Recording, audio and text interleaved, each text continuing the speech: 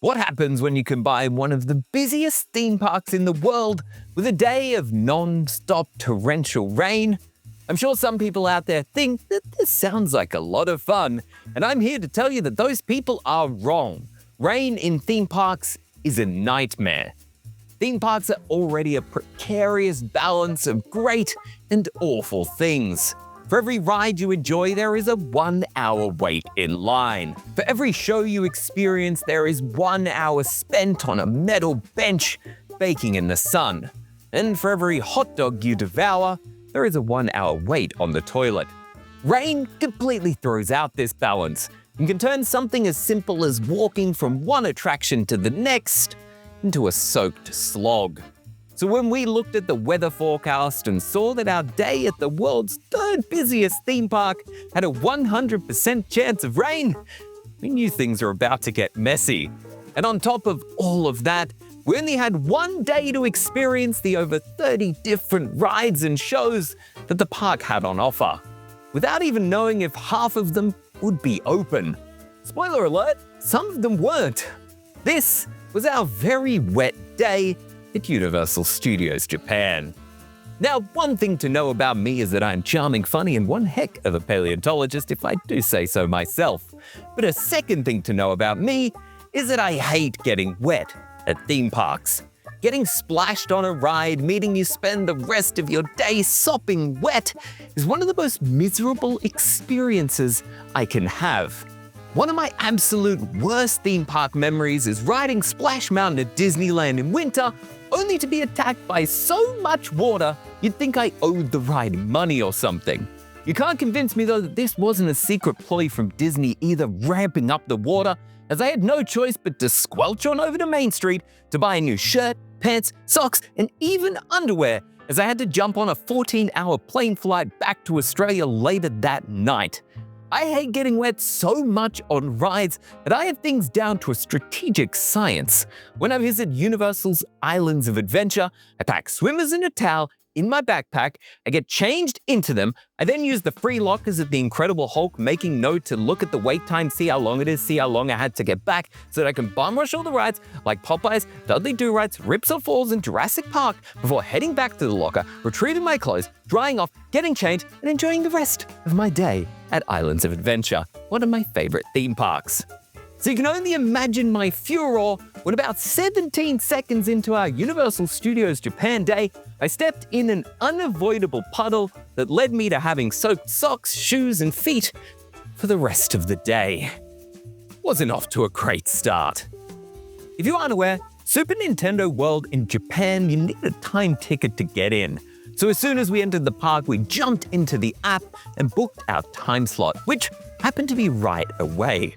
Oh, and did we mention that the start of the day was also the point where the rain was at its heaviest?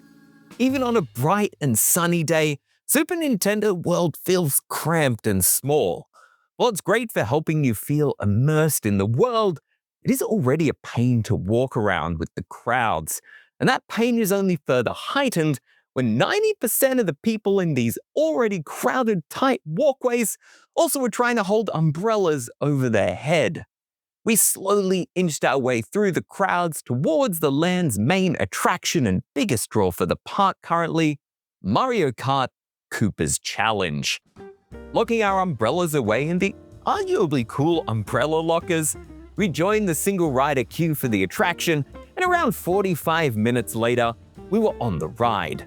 Do note that the standby queue for this ride is amazing, and if we weren't stressed about getting everything done, we would have definitely used it, as it's incredibly immersive and would have kept us dry for even longer. The ride itself is a whole lot of fun, but can be incredibly overwhelming on your first ride. And the insanely long wait times the ride demands mean you probably won't get to ride it multiple times in order to get your head fully around the gameplay concept.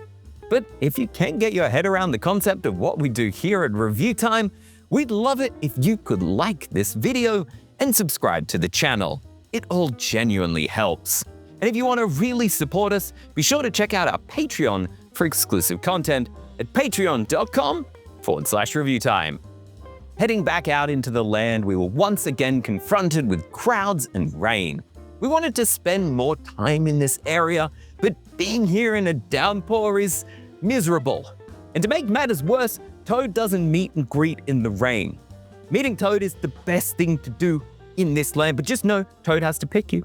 You can't pick to meet with Toad, you gotta stand in a big circle. He chooses the chosen one. I went here on my honeymoon. My wife was really jealous that Toad chose me instead of her, but he knew. He knew I wanted to meet him the most. We originally wanted to experience some of the power band games, but there was no way we were standing in multiple rainy queues for each of the games after having to pay $60 for that experience.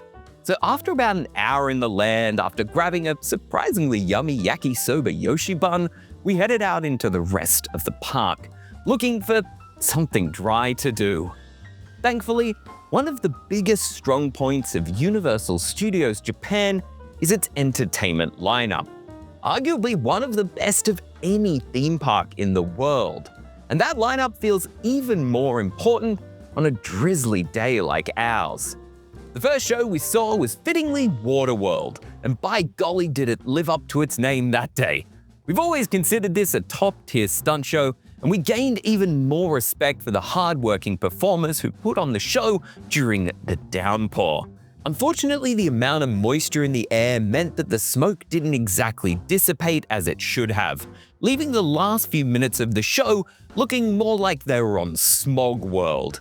And that's my sequel idea, Universal, and no, you can't have it. Maybe for enough money. After Waterworld, we did the umbrella shuffle over to 2 more shows that were thankfully right next to each other.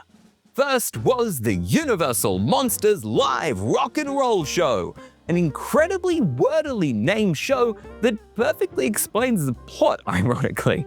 If you have previously seen Beetlejuice's Graveyard Review at any of the other American parks, this is essentially the same thing, but wonderfully still stuck in the 1990s.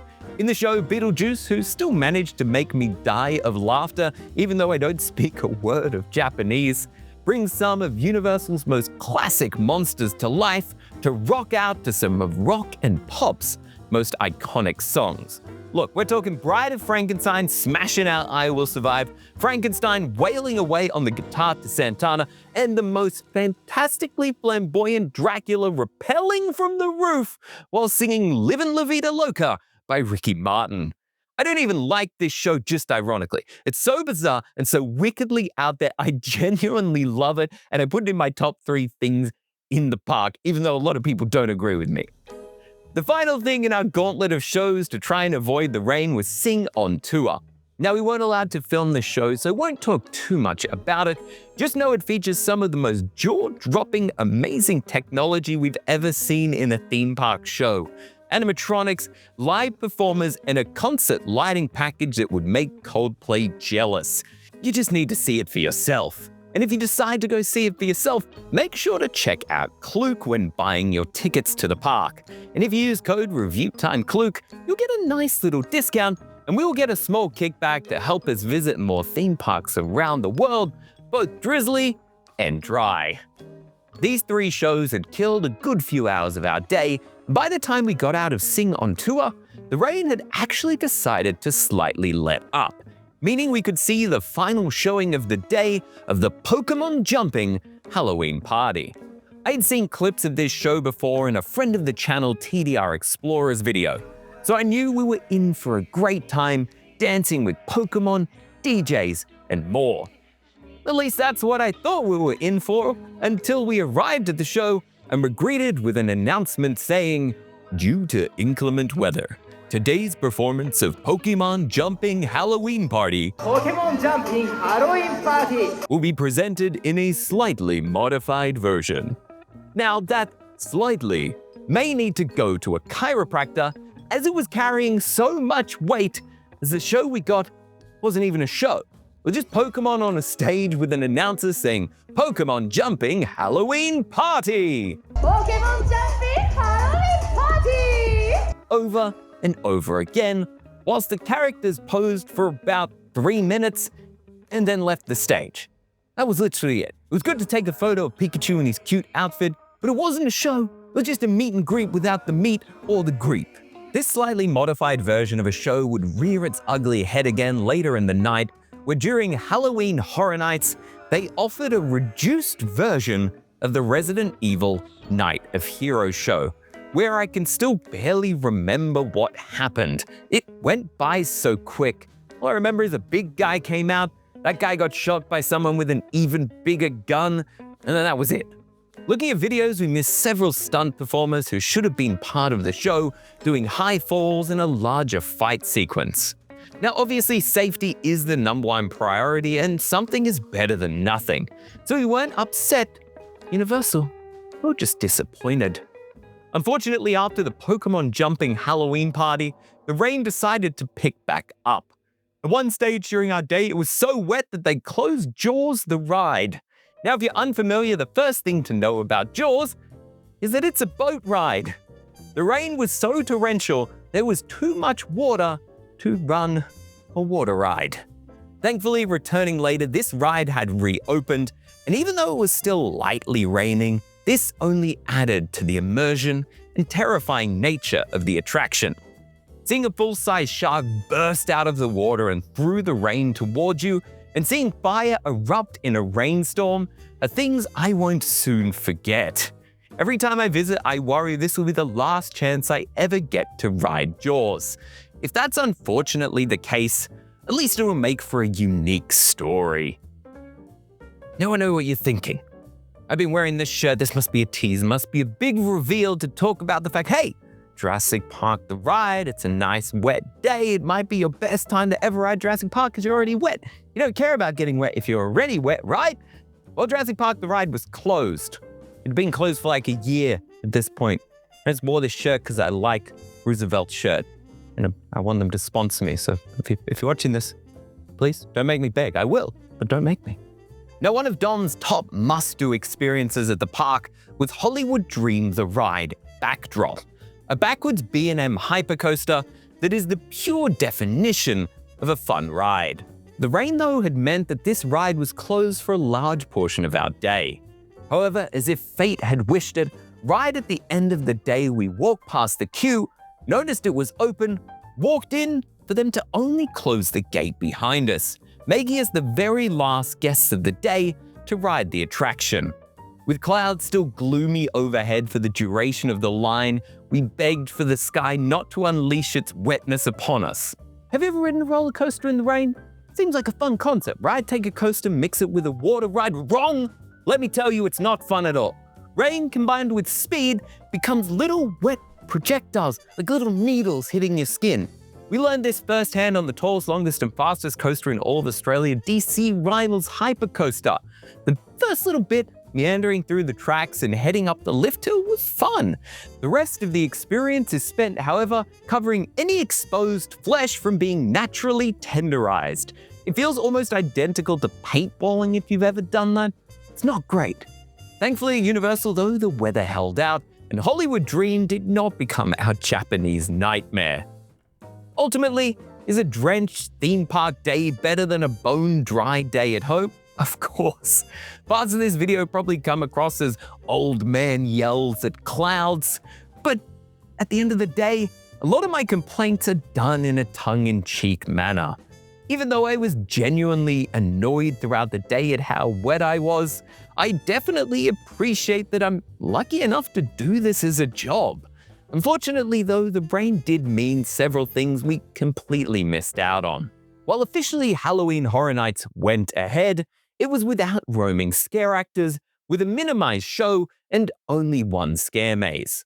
While the Chucky scare maze was fun, had an incredibly unique finale scene, was open all day, and thankfully, and best of all, indoors, the rain meant that the outdoor scare zones simply saw scare actors huddling under any cover they could find, being completely surrounded by guests on all sides, taking photos of them.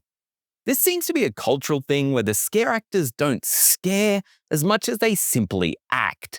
But take this cultural difference and shove it under a tiny overhang, and you're in for a disappointing time. The whole offering felt incredibly lackluster compared to our previous visits to Horror Nights in Singapore and Orlando. Though, thankfully, this version is included in your regular park ticket. One thing that may be helpful if you too experience a rained-out day at Universal Studios Japan is the fully indoor Sesame Street area, containing playgrounds, a small flume ride, and a show featuring the incredibly cute Bobbie. However, for us, this wasn't exactly the most fitting place for two grown men to spend their day, so we simply took a few videos and then quickly made our way back out into the storm. So, was the day worth the wet socks? Of course it was. We still had an incredible time, managed to ride pretty much everything we wanted to, saw a ton of shows, and even got to meet Moppy himself. Universal Studios Japan is an incredible park, even in the middle of its current revitalization, mixing some old classics with some modern marvels. But if you do want us to do an entire classic video review of the park, ignoring the rainy nature of our day, let us know. But for now, that's all we have to say about our rainy day at Universal Studios Japan. Have you been to the park on a wet or a dry day? What did you think? Let us know down below. And if you have some feedback on these more casual chat-style conversation videos we've been doing lately, we genuinely appreciate hearing it. For Review Time, I'm Luke. Thanks for watching.